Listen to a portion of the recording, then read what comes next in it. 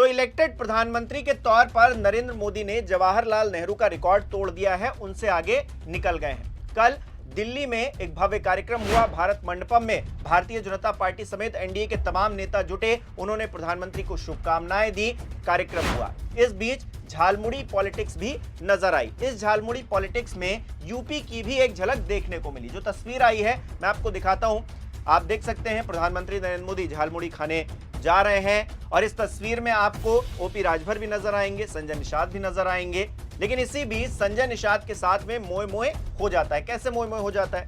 तस्वीरें बता रही हैं कि संजय निषाद वहां पर खड़े हैं, झालमुड़ी खाने का इंतजार कर रहे हैं। एक शख्स है जो झालमुड़ी बना रहा है। पहले प्रधानमंत्री नरेंद्र मोदी को वो झालमुड़ी सर्व की जाती है, उसके बाद में दूसरी झालमुड़ी जो होती है वो प्रधानमंत्री नरेंद्र मोदी के हाथ में रखी जाती है। संजय निषाद हाथ आगे बढ़ाते हैं जैसे कि उनको ही वो झालमुड़ी मिलने वाली होती है, लेकिन वो झालमुड़ी बगल में खड़े नितिन नवीन को दे देते हैं, जो कि राष्ट्रीय अध्यक्ष हैं भारतीय जनता पार्टी के। और इस बीच संजय निषाद अपना हाथ पीछे खींचते हुए दिखाई दे रहे हैं। एक मोए मोए जैसा मोमेंट जो है संजय निषाद के साथ में यहाँ पर हो जाता है।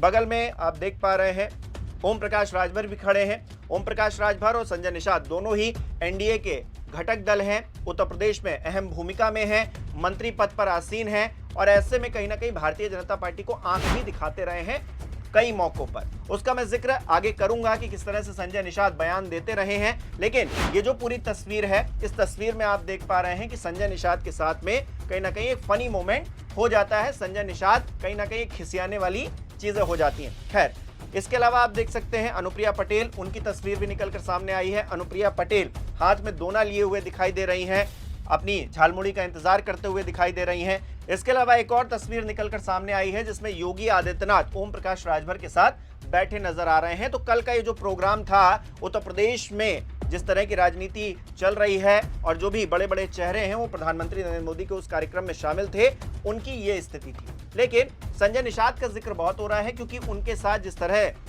का मोए मोए हुआ है, हालांकि बाद में प्रधानमंत्री नरेंद्र मोदी ने उन्हें झालमुड़ी दी, लेकिन जिस तरह से पहली बार में एक कंफ्यूजन आप समझ लीजिए, या राजनीतिक तौर पर हर तस्वीर एक कहानी बयां करती है, आप उसको समझ लीजिए। लेकिन संजय निषाद जो है वो कई मौकों पर भारतीय जनता पार्टी को जिस तरह से आंख दिखाते रहे हैं, वो कहीं ना कहीं भारतीय पॉलिटिक्स में, उत्तर प्रदेश की राजनीति में कहीं ना कहीं एक दबाव वाली जो राजनीति होती है उसकी भी झलक दिखाती रही है। एक वक्त संजय निषाद ये कह रहे थे कि भाजपा के कुछ नेता हमें बदनाम करने की कोशिश कर रहे हैं, चुनाव में इसका नुकसान होगा। संजय निषाद ने यह भी कहा कि बीजेपी को बहुत भारी पड़ेगी निषादों की उपेक्षा। निषाद पार्टी और बीजेपी के ब्रेकअप की भी बातें हुई। गोरखपुर में संजय निषाद ने कहा कि फायदा नहीं है तो गठबंधन तोड़ दीजिए। इसके अलावा संजय निषाद ने बीजेपी को यह भी चेतावनी दी कि जब निषाद बटन नहीं दबाते हैं तो कांग्रेस, सपा, बसपा डूब जाते हैं, यानी कि अगर निषादों का साथ नहीं रहा तो बीजेपी भी डूब जाएगी। इस तरह की बातें करते रहे। हालांकि संजय निषाद को चुनौती भी मिलती रही है।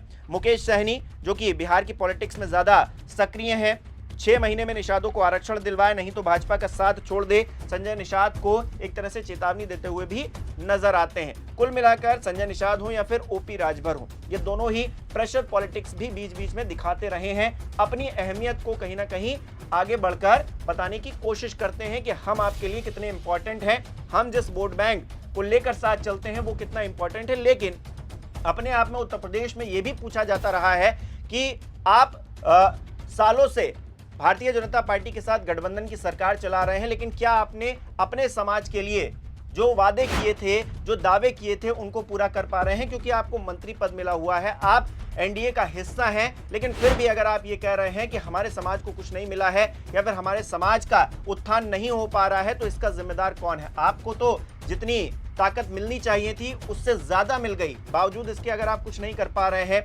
ओम प्रकाश राजभर अगर इस तरह की बातें करें या फिर संजय निषाद करें तो कहीं ना कहीं लगता है कि राजनीति में ये बेईमानी या फिर झूठ के सहारे ही जो है अपनी राजनीति को आगे बढ़ा रहे हैं। कुल मिलाकर ये चर्चाएं इसलिए हो रही हैं कि प्रधानमंत्री नरेंद्र मोदी ने बतौर प्रधानमंत्री 12 साल गुजार लिए हैं। अब सबसे लंबे वक्त तक वो प्रधानमंत्री के तौर पर जाने जाएंगे, इतिहास में उनका नाम दर्ज हो गया है। और इस बीच जो झालमुड़ी की पॉलिटिक्स हो रही थी और संजय निषाद के साथ जो कुछ भी वहां पर हुआ, एक फनी मोमेंट आप कह सकते हैं राजनीति का, वो देखने को मिला।